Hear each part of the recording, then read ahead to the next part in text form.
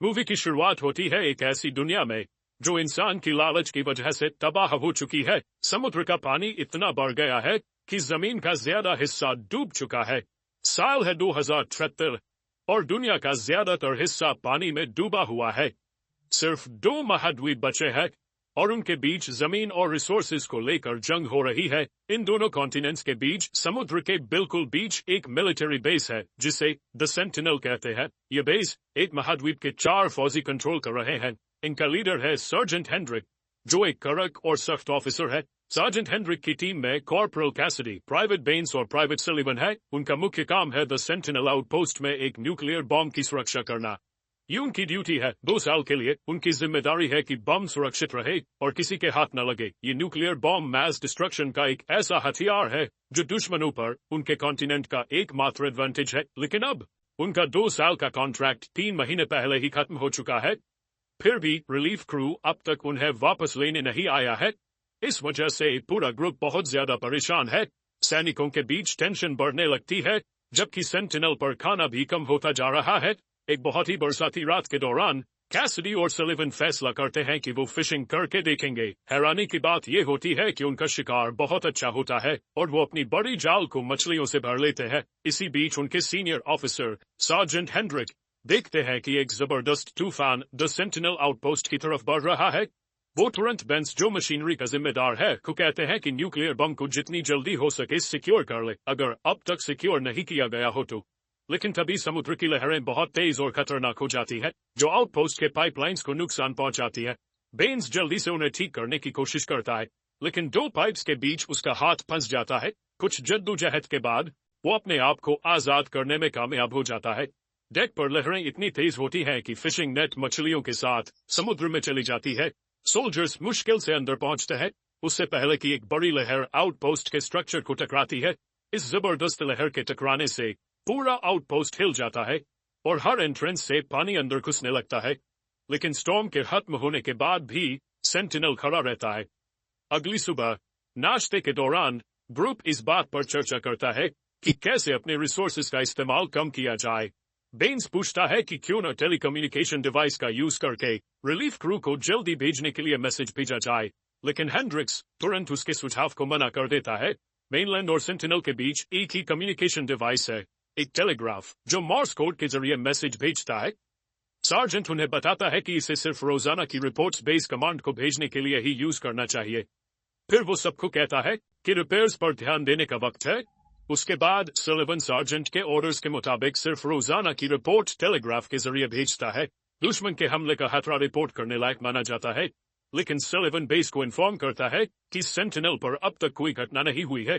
Base से जवाब आता है कि वहां भी कुछ खास नहीं हो रहा है। सलीवन इस मैसेज को एक ऑफिशियल जर्नल में लिख लेता है, जो दिखाता है कि पिछले कुछ महीनों से दोनों तरफ कोई घटना नहीं हुई है। कुछ देर बाद वो हेनरिक के साथ डेक पर लुकआउट ड्यूटी के लिए चला जाता है। सलीवन बिनोक्यूलर्स लेकर आसपास के पानी को देखने लगता है, लेकिन तभी उसे हैरानी होती है जब वो देखता है कि एक शिप आउटपोस्ट की तरफ बढ़ रही है। कमांड सेंटर में बैठी कैसिडी राडार चेक करने के बाद इस बात को कंफर्म करती है। ये देखकर सार्जेंट को चिंता होने लगती है, क्योंकि उसे लगता है कि ये दुश्मन का शिप हो सकता है। वो तुरंत सलीवन को एक बंदूक देता है और कहता है कि छोटी बोट लेकर शिप तक पहुंचे। उसे चुपके से अंदर घुसना है और रिपोर्ट करना है अगर वहां कोई दुश्मन हो। मिशन खतरनाक होने के बावजूद सलीवन बिना देर किए शिप की तरफ निकल पड़ता है। जब वो शिप के करीब पहुंचता है तो वहां के किसी पैसेंजर को आवाज लगाता है, लेकिन कोई जवाब नहीं आता। मजबूरी में उसे शिप पर चढ़ने का फैसला करना पड़ता है। जैसे ही सलीवन जहाज के अंदर जाता है, उसका रेडियो स्टैटिक के कारण जोर से चीखने लगता है। यह आवाज दुश्मन को अलर्ट न करे, इसलिए सलीवन तुरंत रेडियो को बंद कर देता है। लेकिन जैसे जैसे वो जहाज में तलाशी लेता है, उसे लगता है कि कुछ ठीक नहीं है। चीजें मिट्टी से ढकी हुई हैं, रेडियो काम नहीं कर रहा है और अलमारियों में रखा खाना बिल्कुल भी छुआ नहीं गया है। इसी बीच हेनरिक सलीवन से सिचुएशन अपडेट मांगने की कोशिश करता है, लेकिन सलीवन जवाब नहीं दे पाता क्योंकि उसका रेडियो ऑफ है। शिप पर सलीवन को 4 लाइफ जैकेट्स मिलती हैं, जो सेंटिनल के क्रू के लिए बनी थी। ये देखकर उसे शक होता है कि शायद ये जहाज पहले से सेंटिनल के क्रू का रहा हो सकता है, लेकिन यहाँ कोई नहीं बचा है। ये देखकर सलीवन को एहसास होता है कि ये शिप उनकी रिलीफ क्रू को लेकर आने वाला था, लेकिन कुछ अजीब हुआ और वो लोग गायब हो गए। इसका मतलब है कि सलिवन और बाकी के 3 सोल्जर्स अपने घर वापस जाने का मौका खो चुके हैं। दूसरी तरफ बेचैन हेनरिक सोचने लगता है कि शायद सलिवन पर हमला हो चुका है, इसलिए वो न्यूक्लियर बॉम्ब को डेटोनेट करने का फैसला करता है ताकि दुश्मन उन तक पहुंचने से पहले ही खत्म हो जाए। सेंटिनल के लिए हेनरिक कैसिडी से एक लॉन्च की मांगता है जो एक्सप्लोसिव को एक्टिवेट करने के लिए चाहिए।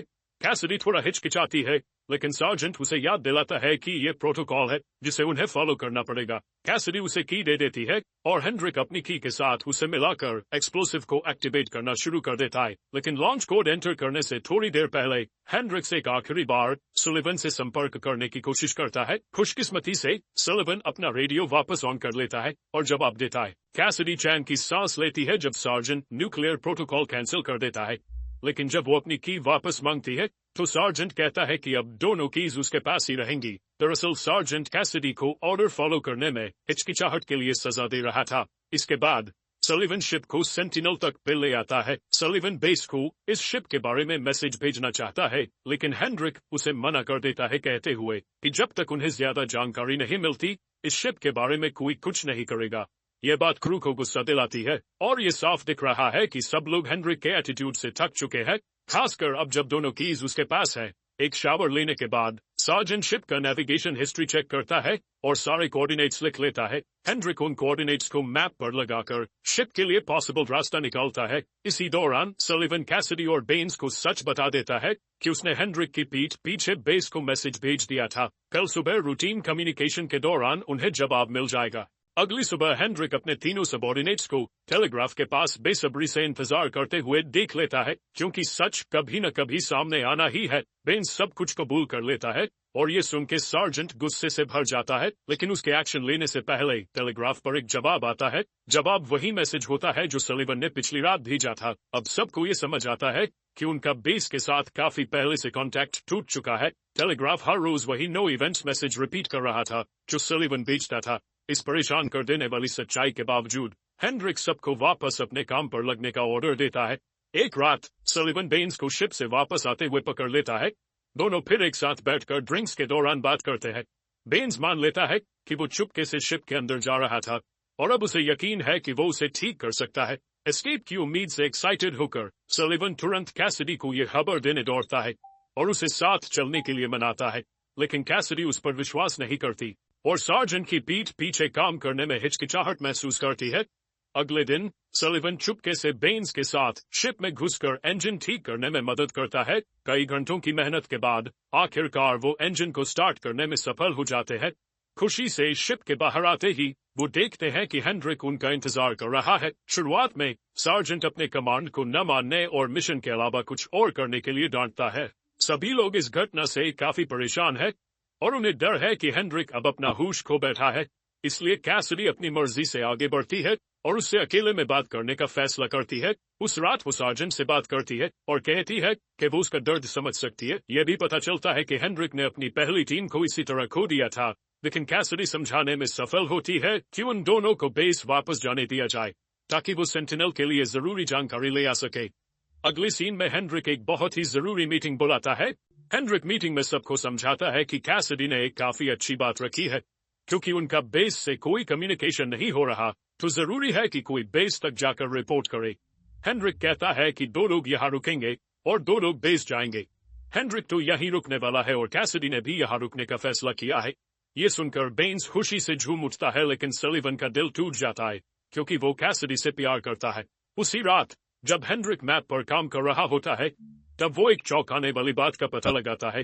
रिलीफ शिप सीधा उनकी तरफ आ रही थी, लेकिन कुछ मील दूर जाने के बाद रिलीफ शिप ने जानबूझकर अपना रुख सेंटिनल से दूर कर दिया।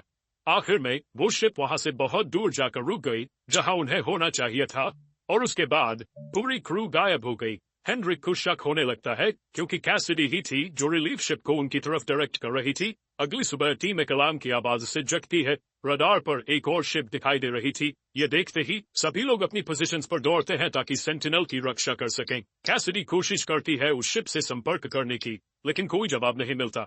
इस बार हेनरिक किसी को भेजने से मना कर देता है और टीम को शिप को कैनन से उड़ाने का हुक्म देता है। जब टीम कैनन को लोड कर रही थी, कैसिडी देखती है कि उन्होंने जो शिप पहले पकड़ी थी वो अब वहां नहीं है। थोड़ी देर बाद सलीवन और बेन्स गोली चलाने से मना कर देते हैं क्योंकि उन्हें लगता है कि वो शिप उनसे दूर जा रही है। सेंटिनल के आसपास घना फॉग छाया होता है और टीम को साफ दिखाई नहीं देता। कैसिडी को आखिर समझ आता है कि वो शिप उनकी अपनी ही है। वो सबको चेतावनी देने के लिए दौड़ती है, लेकिन तब तक देर हो चुकी थी क्योंकि हेंड्रिक्स ने अपनी बंदूक बेन्स पर तान दी होती है।